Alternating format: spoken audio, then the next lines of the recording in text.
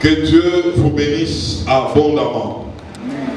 Nous voulons clôturer ce programme avec ce message qui va nous bénir ce matin. Et nous croyons que le Seigneur nous a abondamment bénis tout au long de ces 5 semaines que nous venons de passer. Et ce matin, non seulement nous voulons clôturer, mais nous voulons accéder dans une autre dimension dans laquelle le Seigneur nous amène. Sans plus tarder, nous voulons prendre nos Bibles dans Juge plutôt, chapitre 13. Juge, chapitre 13. Et nous prenons du verset 2 au verset 7. Juge, chapitre 13, du 2e verset au verset 7. Nous allons faire la lecture kangourou. Nous allons prendre encore 12 à 14. Et puis nous allons prendre 24 à 25. Juge 13, 2 à 7. Et puis 12 à 14. Et 24 à 25. Trouvons la parole de Dieu. Trouvons la parole de Dieu. Trouvons la parole de Dieu. Nous lisons au nom de Jésus-Christ. Il y avait un homme de Tsoréa, de la famille de Danite, et qui s'appelait Manoah. Sa femme était stérile et n'enfantait pas. Un ange de l'Éternel apparut à la femme et lui dit: voici, tu es stérile et tu n'as point d'enfant. Tu deviendras enceinte et tu enfanteras un fils. Maintenant, prends bien garde de ne boire ni vin ni liqueur forte, et ne mange rien d'impur. Car tu vas devenir enceinte et tu enfanteras un fils. Le rasoir ne passera point sur sa tête, parce que cet enfant sera consacré à Dieu dès le ventre de sa mère. Et ce sera lui qui commencera à délivrer Israël de la main de Philistins. La femme alla dire à son mari: un homme de Dieu est venu vers moi, et il avait l'aspect d'un ange de Dieu, un aspect redoutable. Je ne lui ai pas demandé d'où il était, et il ne m'a pas fait connaître son nom. Mais il m'a dit: tu vas devenir enceinte et tu enfanteras un fils. Et maintenant ne bois ni vin, ni liqueur forte, et ne mange rien d'impur. Ah, ce sont des instructions. Parce que cet enfant sera consacré à Dieu dès le ventre de sa mère, jusqu'au jour de sa mort. Verset 12 à 14. Manoah dit: maintenant, si ta parole s'accomplit, que faudra-t-il observer à l'égard de l'enfant? Là, c'est le mari qui interroge aussi l'ange. Qu'aura-t-il à faire? L'ange de l'Éternel répondit à Manoah: la femme s'abstiendra de tout ce que je lui ai dit. Elle ne goûtera d'aucun produit de la vigne, elle ne boira ni vin ni liqueur forte, et elle ne mangera rien d'impur, elle observera tout ce que je lui ai prescrit. 24 à 25. La femme enfanta un fils et lui donna le nom de Samson. L'enfant grandit et l'Éternel le bénit. Et l'esprit de l'Éternel commença à l'agiter à Magané Dan, entre Tsoréa et Estaol. Amen. Nous prenons toujours Juge, cette fois-ci chapitre 16, verset 28 à 20. Juge, jeudi 16, verset 18 à 20. Et puis 21 à 22. Et puis 28. Juge 16, 18 à 20. 21 à 22. Et puis 28. Ah, quelqu'un sera béni ce matin. Verset 18. Delilah, voyant qu'il lui avait ouvert tout son cœur, envoya appeler le prince des Philistins et leur fit dire, montez cette fois, car il m'a ouvert tout son cœur. Et le prince des Philistins montèrent vers elle et apportèrent l'argent dans leurs mains.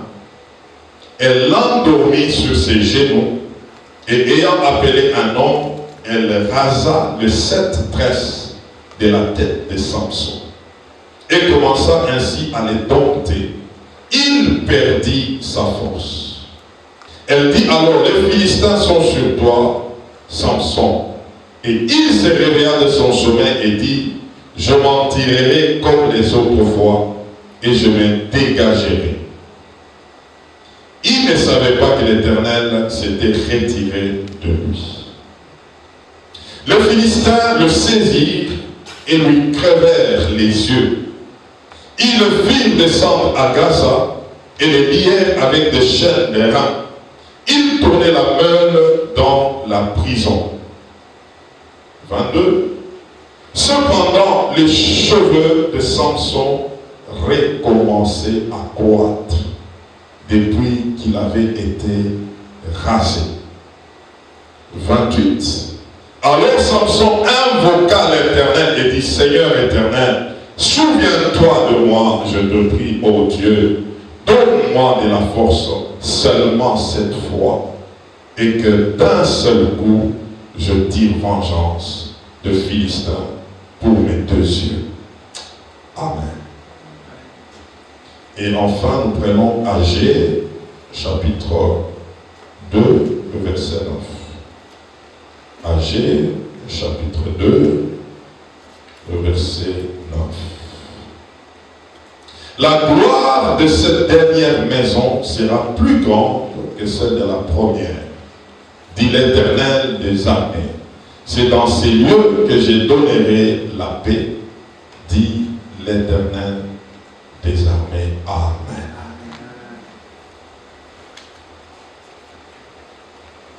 Ce matin, nous voulons clôturer ce programme de 5 semaines. Et depuis le début, nous avions dit, beaucoup de gens traitent les problèmes non pas par la source, mais par les apparences. Et nous avions montré comment est-ce que quand un problème est traité au niveau de l'apparence et que la source n'est pas touchée, rien ne peut changer. Nous devons aller vers la source afin de comprendre ce qui se passe exactement. Et aujourd'hui, par ce travail, le Seigneur veut mettre un sceau sur tout ce que nous avions vu depuis la première semaine. Et déjà, j'aimerais te dire que le Seigneur commence à négocier avec toi 2022. Que tu saches déjà comment tu vas entrer en 2022. Ce travail va te donner une lumière déjà sur ce qui t'attend en 2022. On nous présente l'histoire d'un homme, et cet homme c'est Samson, mais il n'était pas encore né, son histoire était déjà sur la terre. Je voudrais dire à quelqu'un que tu viens de quelque part.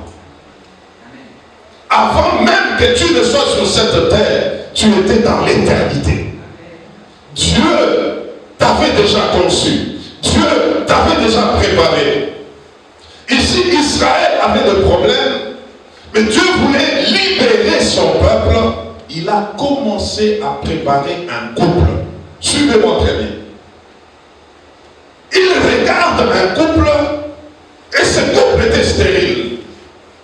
Dieu va parler à la femme. Il envoie l'ange pour lui dire, j'ai vu la souffrance de mon peuple. Je veux mettre un enfant dans ton ventre. Et cet enfant aura comme mission de libérer mon du joug de ses ennemis. Maintenant, Dieu commence à donner des instructions à la femme. Pendant que l'enfant viendra dans ton ventre, tu ne boiras ni vin, ni boisson enivrante, et tu ne mangeras pas des aliments impurs. Et l'enfant qui sera né, tu lui diras que tes cheveux ne seront jamais coupés. La femme reçoit l'information de la part de Dieu. Elle parle à son mari. Dit, écoute ce que je viens d'écouter. Quelqu'un est venu vers moi. Il avait l'aspect d'un ange. Il était redoutable. Voilà ce qu'il vient de me dire. La femme a parlé à son mari. Le mari dit non. Il faut que moi aussi, j'écoute ces choses de la part de cet ange. Cet homme, c'était un homme responsable. La femme vient lui dire des choses. Voilà ce que j'ai vu. Voilà comment j'étais visité. L'homme dit non. En tout cas, j'ai besoin de cet homme aussi. Puisse me parler. L'homme est en train de prier. Pendant qu'il priait, l'ange est venu. Suivez-moi très bien. L'ange va toujours, il va vers la femme, pas vers l'homme. Il dit, je suis là. Parce que c'est ton mari qui m'a demandé, va lui dire de venir me rencontrer. Là où était la femme. La femme est allée, elle a appelé l'homme, l'homme est venu. Et l'homme lui pose la question. Voilà ce qu'on vient de me dire, explique-moi un peu. L'ange lui dit, effectivement, ce que je venais de dire à ta femme, c'est vrai. Il a donné les mêmes informations qu'il avait données à la femme. Et cette fois-là, et deux avaient l'information de ce qui va venir. Déjà à dater de ces jours, la femme commençait à se contrôler. Elle ne pouvait pas manger des aliments impurs. Elle ne pouvait pas boire du vin ou toute boisson enivrante. Beaucoup de parents ont eu des enfants sans savoir comment il fallait se comporter pour les enfants.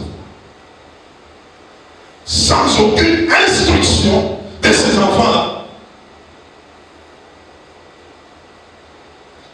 C'est comme ça que la plupart des enfants sont venus au monde sans aucune information du ciel. Écoutez comment est-ce qu'on négocie l'arrivée d'un enfant.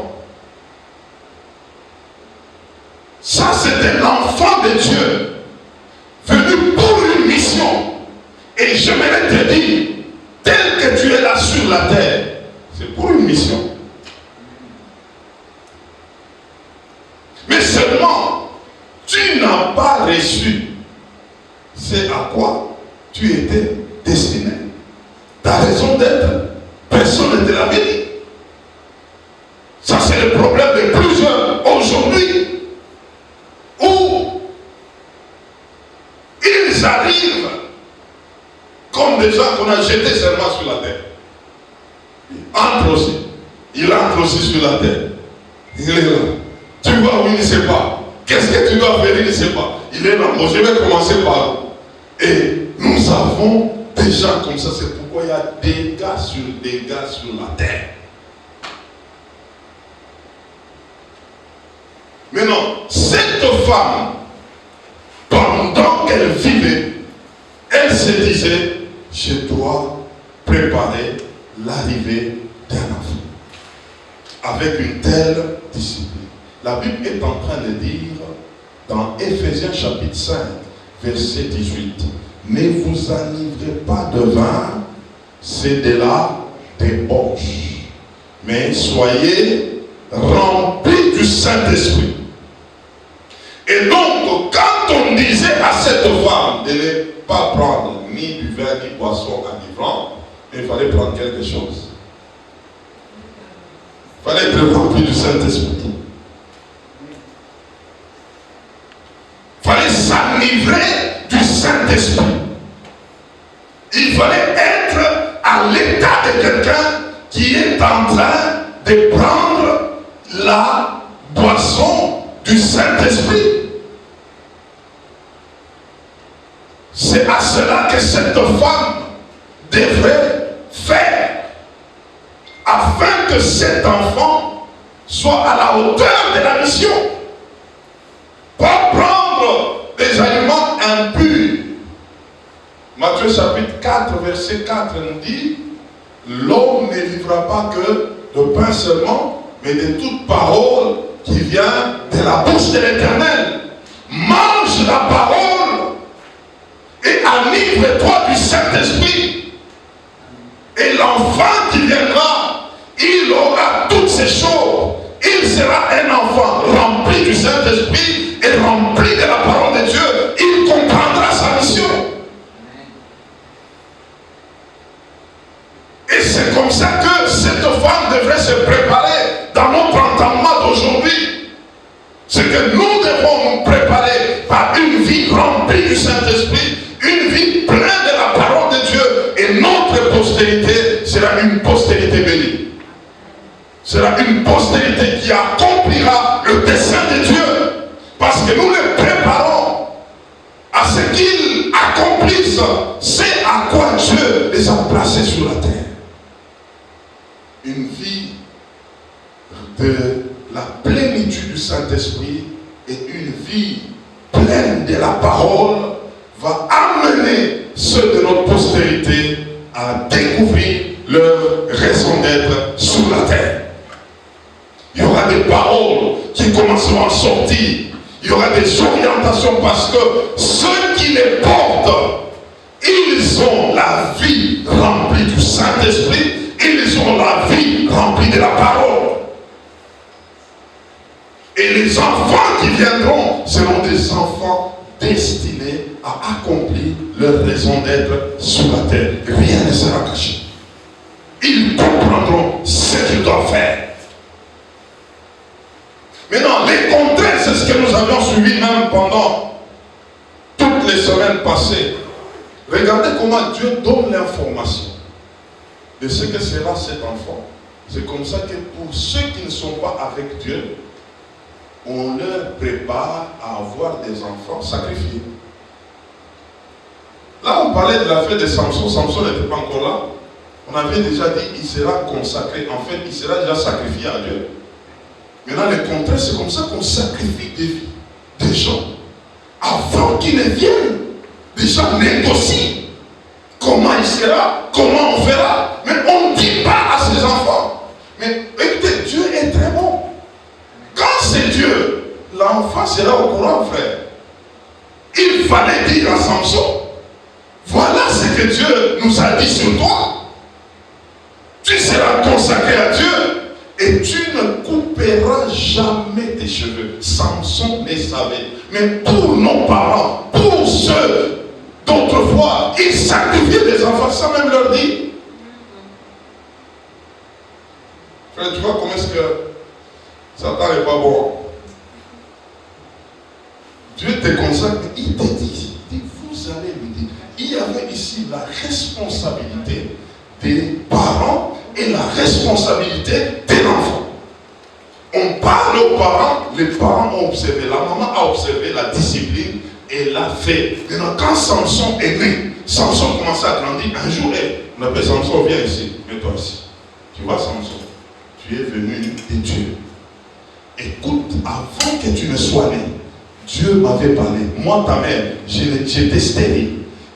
Et il m'a dit, voilà, je ne peux pas prendre du vin, une boisson enivrante, et je ne peux pas manger des choses impures. C'est comme ça que tu es venu. Mais il y a une instruction pour toi. Dieu m'a dit de te dire, tu vois tes cheveux, ne les coupe jamais. Et Samson avait les cheveux comme les cheveux d'une femme. Il avait 7 tresses. Ah, on va comprendre ce matin. il ne fallait pas toucher aux 7 tresses. Et Samson les savait. Samson est venu. Il a vu ses cheveux. Et on lui a donné une instruction sur ses cheveux. Que c'est de là que venait sa force. Samson commence à grandir. Un jour, il traverse avec ses parents d'une ville à une autre. Les parents, avant Samson, croisent un lion. La Bible dit Samson, au lieu que les lions l'attaquent, lui attaque les lions. Il a déchiré les lions. Le lion est mort. Il rejoint ses parents. Au retour, il le retrouve dans les ventres du lion du miel. Il va y reprendre le miel. Il va donner aux parents. Les parents ont pris du miel. Mais ils ne savaient pas que le miel venait du ventre d'un lion que Samson venait de tuer. Et la Bible dit, Samson a remarqué, quand il a commencé à grandir, il sentait en lui une agitation de l'esprit. Le Saint-Esprit l'agitait. Il y avait une force au-dedans de lui. Et j'aimerais dire que cette force avait commencé depuis le ventre de sa mère. Parce que sa mère ne prenait ni vin, ni boisson enivrante. Elle ne prenait pas des aliments impurs. Et là, voyez le contraire. Avant d'avoir un enfant, et là, dans la boisson, on s'enivre, on est là en train de faire des débauches, on est en train de préparer une race très compliquée. Samson était préparé de le ventre. Et l'esprit a commencé à faire le travail au-dedans de lui dès le bas âge. Et cet enfant, pendant qu'il grandissait, la Bible dit Dieu le bénissait. Et la bénédiction, je vous ai dit, tout au long de ce travail, ce sont des paroles. Tu étais en train de l'arroser, des paroles. Tu étais en train d'attester des paroles. Tu vas libérer mon peuple. C'est toi qui prendras les devants. C'est toi qui vas diriger. Et cet homme était devenu de plus en plus fort. Alors, il s'est passé quelque chose. Je vous ai dit, et surtout nous avions vu sur l'histoire de Jean 9 avec vous ici, lorsque un aveugle était né, on avait posé la question, est-ce la faute de ses parents ou sa propre faute? On a dit, ni lui ni ses parents. Et nous avions compris qu'il y avait deux sources, et la troisième c'était Satan, n'est-ce pas? Et là, ici, là, il y avait la responsabilité des parents de ne pas prendre ni vin, ni boisson enivrante, n'est-ce pas? Et de ne pas prendre des aliments impurs. Ils ont observé. Samson est arrivé, on lui donne sa part de responsabilité.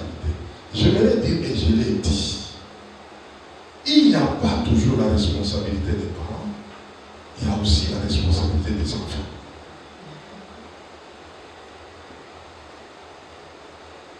Oh non, moi, là, c'est parce que mes parents... Non, non. À un certain moment, on t'avait dit ce qu'il fallait faire.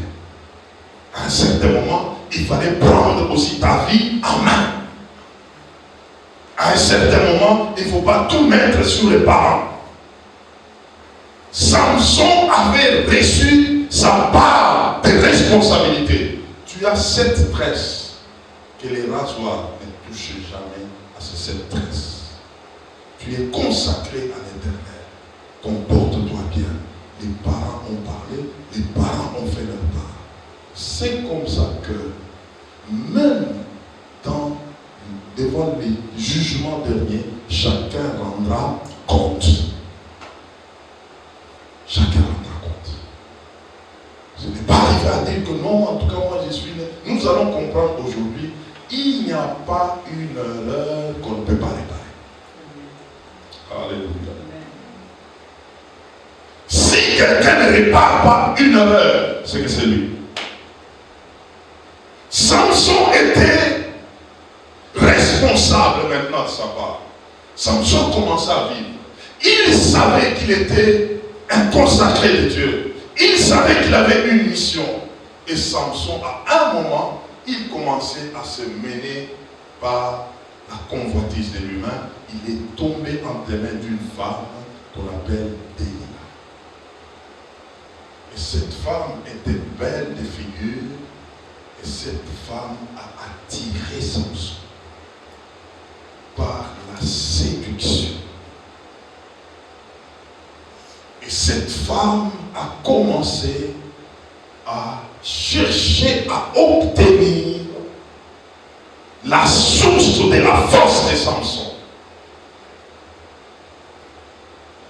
En réalité, ce n'était pas directement cette femme, mais elle était envoyée pour que Samson se mette par terre. La femme avait comme mission de trouver la source de la force. De qui? De Samson. La source. La source. Tant qu'on ne touchera pas à ta source, tu resteras fort. Tu resteras fort. On pose la question à Samson, parce qu'il était déjà avec cette femme. Samson a commencé à tourner, il ne donnait pas la vraie version, la vérité. On pouvait l'attaquer, mais Samson était toujours fort. Parce qu'on n'avait pas encore touché la source. Maintenant là, la femme l'a séduit jusqu'à l'amener à ouvrir son cœur. Et j'aimerais dire, l'ennemi dans sa manière de faire, tant qu'il n'a pas encore touché ce qui fait ta force, il ne laissera pas. Sachez-le, l'ennemi n'attaque pas des gens au hasard. Il a un objectif de faire tomber non pas une personne, mais toutes les personnes qui sont derrière cette personne. C'est pourquoi il n'attaque pas tout le monde. Il attaque des gens ciblés. Il savait que en ayant Samson, c'est tout Israël qui était déjà eu. J'aimerais te dire, ne prends jamais ta vie à la légère parce que tu ne sais pas qui sont derrière toi. Il y a des gens pour qui c'est le tour. Il faut que toi, tu sois devant. Alors regarde ta vie non pas pour toi-même.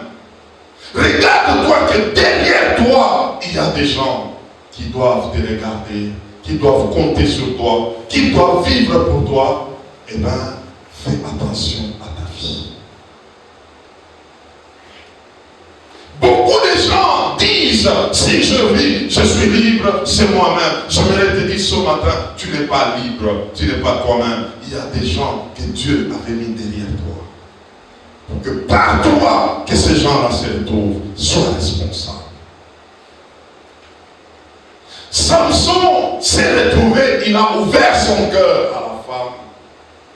Et la femme a fait son coup. Samson est tombé. On l'a pris, on a coupé de cette tresse. Samson s'est retrouvé la tête rasée. Parce que la tête était rasée, la force l'avait quitté. Mais lui ne savait pas que la force l'avait quitté. Il avait déjà tout ignoré. Il a vu les ennemis maintenant arriver. On l'a enchaîné. Non seulement on l'a enchaîné, on a crevé les yeux. Non seulement on a crevé les yeux, on l'a mis dans la prison.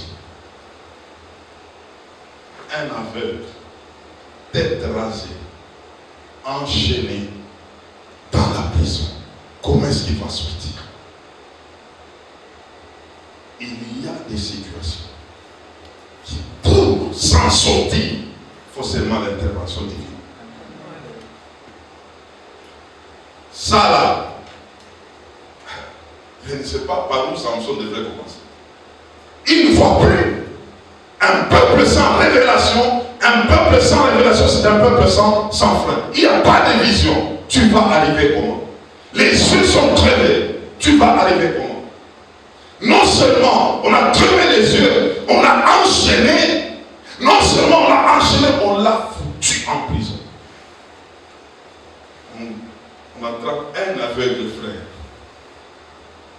On l'enchaîne, on les met en prison, et ce qui faisait sa force, on l'a déjà enlevé. Tête rasée. Samson est resté là. La Bible dit, il était devenu la risée des Philistins. On commençait à se moquer de lui. On les sortait dehors. Danse. Et les gens chantaient. Les gens criaient. C'est comme ça qu'aujourd'hui, il y a même des gens qui se rient de l'Église, qui se rient des peuples de Dieu, qui se rient des serviteurs. Oh, il est tombé, voilà ce qu'il a fait. On l'a déjà rasé, on sait déjà. On se moque aujourd'hui des églises. Oh, des hommes de Dieu, ils ont fait ceci, ils ont fait cela. Samson était en prison, et pendant tout ce temps qu'il était en prison, il y avait quelque chose qui s'est passé. Les cheveux poussaient petit à petit. Je suis en train de dire ce matin, les cheveux sont en train de pousser. Eux ne savaient pas ce que Samson faisait à cet état. Yeux crevés, enchaînés, tête rasée, il était là. Mais les cheveux poussaient. Oh, c'est dans ces cheveux-là qu'il y avait des choses. L'erreur de ces gens, c'était qu'il ne fallait pas regarder la distraction qui s'est passée là. Il fallait regarder aux cheveux. Les cheveux continuaient à pousser. Les cheveux continuaient à pousser. Et je suis en train de dire, pour cette église, du temps de la fin, les cheveux sont en train de pousser. Les cheveux sont en train de pousser. Quelqu'un qu'on s'est moqué de lui pendant autant de temps. On connaît ton histoire, on connaît ce que tu avais fait, on connaît autant de choses. On se dit c'est fini pour toi. Mais laissez-moi t'annoncer ce matin que les cheveux sont en train de pousser. Les cheveux continuent à pousser. Ça pousse parce que la dimension du cheveu relève à Dieu. C'est Dieu lui-même qui fait pousser les cheveux. C'est lui qui fait pousser les cheveux. Et quelqu'un va se retrouver avec les cheveux déjà poussés. Les 7 presses sont en train de monter. Samson, pendant qu'il était là, il est en train de négocier avec Dieu. Je reconnais ce que j'ai fait. Je reconnais que j'étais dans l'erreur. J'aimerais vous dire ce matin, il n'y a aucune erreur qui ne peut pas être réparée devant Dieu.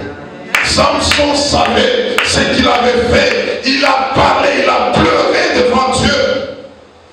Ah, laissez-moi ce matin vous donner une définition de l'échec. Aïe, aïe, aïe, aïe, aïe, aïe, aïe, aïe, aïe, aïe, aïe. Oh, Samson savait qu'il avait commis des erreurs. Il est allé vers Dieu. J'aimerais te donner quelques définitions de l'échec. L'échec en réalité n'est pas la fin de toute chose. L'échec marque un nouveau départ. C'est-à-dire c'est tout un tremplin.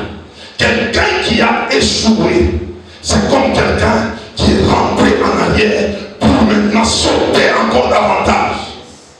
Deuxièmement, l'échec communique la maîtrise de soi.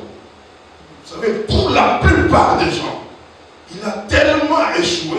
Maintenant, quand il se retrouve devant l'épreuve, il est calme. Parce qu'il sait que, autrefois, il a échoué comme ça, comme ça, comme ça. Mais cette fois-ci, là, l'épreuve là ne lui fera pas peur. Parce qu'il sait qu'il va affronter maintenant. Troisièmement, l'échec est une bonne opportunité d'exceller.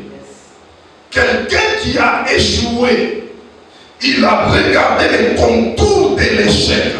Quand il doit maintenant faire, c'est pour monter. C'est pour monter. Quatrièmement, l'échec nous donne des bonnes leçons de la vie. Là où nous avions échoué, il y a des choses que nous avions apprises.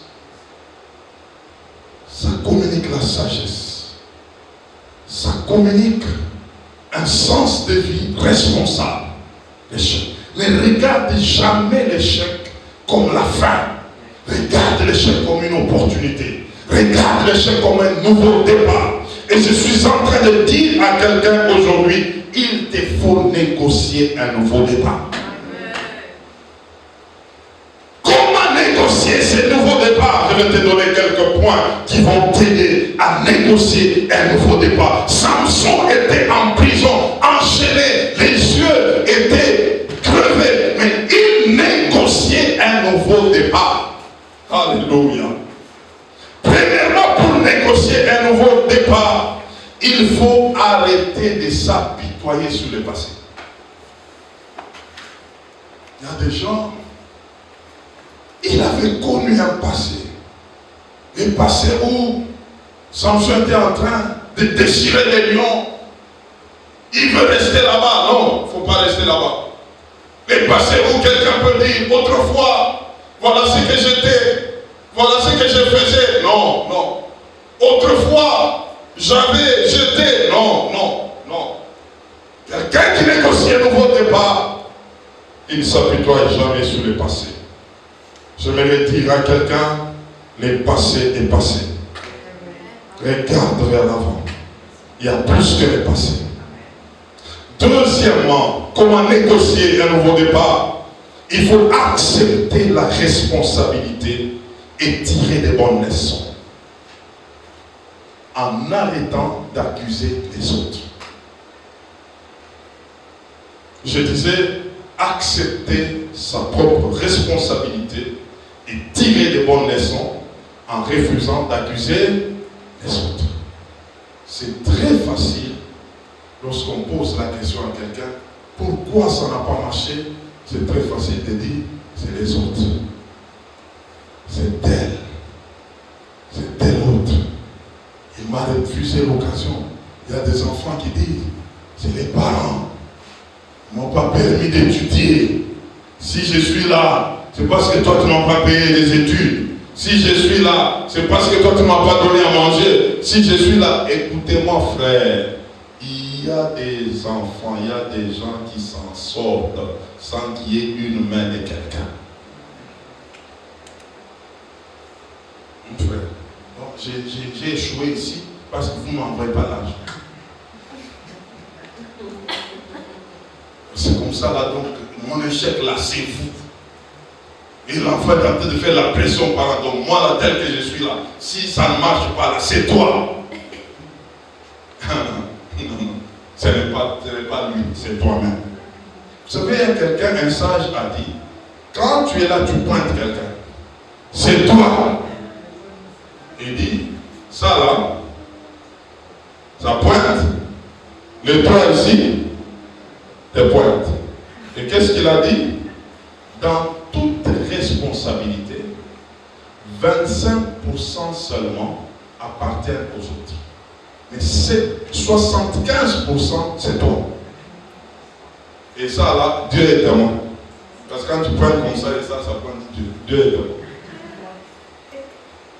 Donc arrête de pointer les autres.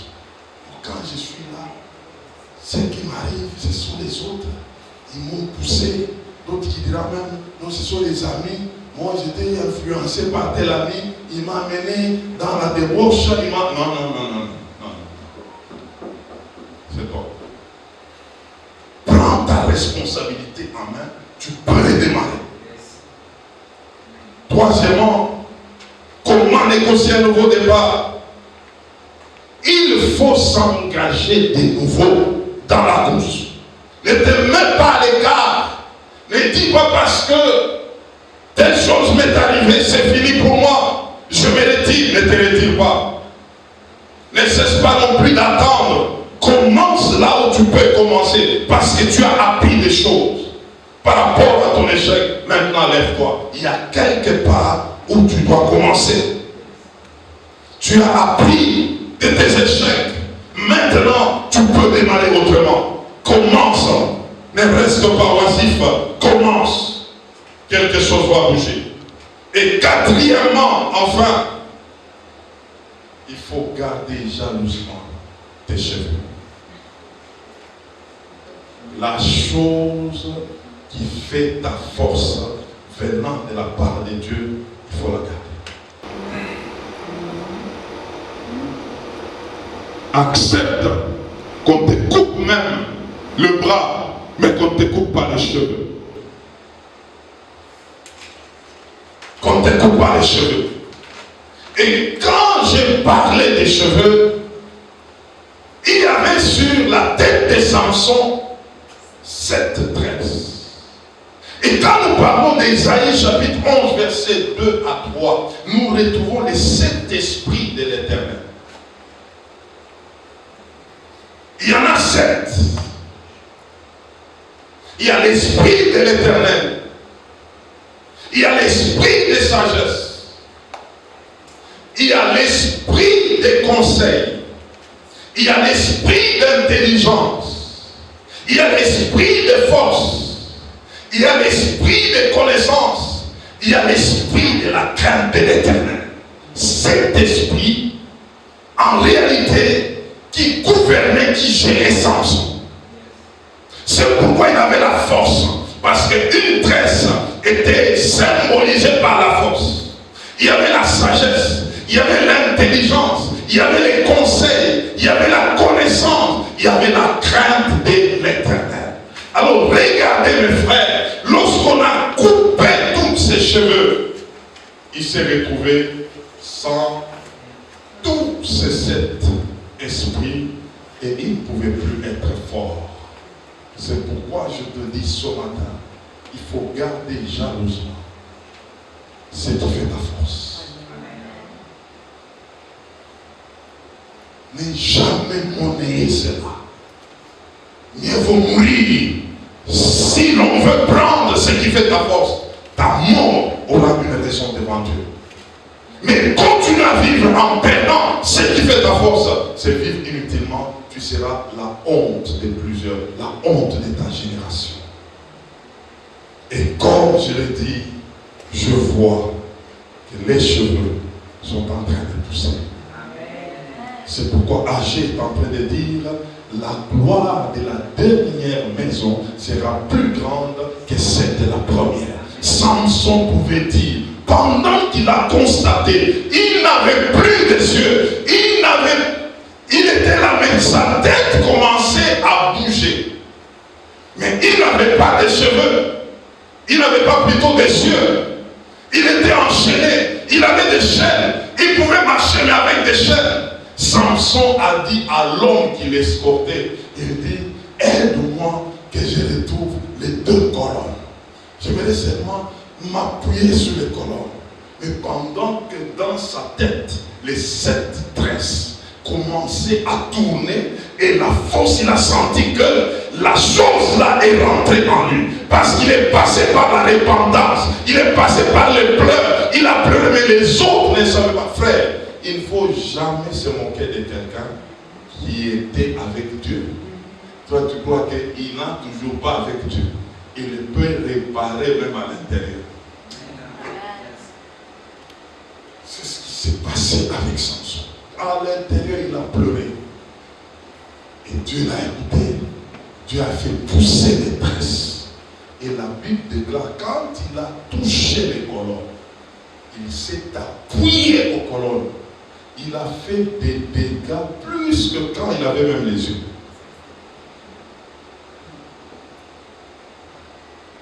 Il a dit à Dieu, Seigneur, aide-moi pour cette fois-ci. J'aimerais te dire qu'il est temps que tu dises à Dieu, Seigneur, aide-moi pour le reste de ma vie. J'ai connu des choses avant. J'ai commis des erreurs avant. Mais je te demande, aide-moi pour le temps qui me reste. Il y a un temps qui te reste. Mais laisse-moi te dire, si tu t'appuies sur Dieu, tu feras plus que ce que tu avais fait autrefois. Amen. Ça, c'est notre Dieu, il est capable. Le Dieu de la restauration de vie. Le Dieu du changement, le Dieu des choses nouvelles. Et ce Dieu-là, il est capable. Ceux qui t'ont vu autrefois, ils t'ont vu par tes erreurs, ils t'appelaient par tes erreurs. Ces mêmes personnes vont te regarder et vont poser la question, c'est lui ou c'est une autre personne? Et tu diras, non, c'est moi. Seulement le système a changé. Les traits sont poussés. Celui qui les avait coupés là, il croyait que c'était la fin. Mais j'ai constaté que les tresses commençaient à pousser. Les tresses commencent à pousser. Et même ce qui m'arrive, je ne comprends pas. Et je sens seulement qu'il y a quelque chose qui se passe. Oh, ce matin, que ce que l'ennemi a coupé, que le Saint-Esprit commence à les faire pousser. Que le Saint-Esprit commence à les faire pousser. Ce qu'on avait enlevé, que le Saint-Esprit les remette. Qu'il les remette. Qu'il les remette. Qu'il les remette. Qu'il les remette. Je vais te dire, tu feras encore mal à l'ennemi. Tu vas faire mal à l'ennemi. Il aura mal. C'est le temps. Tu vas faire mal. Oh, que quelqu'un se lève et commence à dire, je vais faire mal. Je vais faire mal. Je vais faire mal.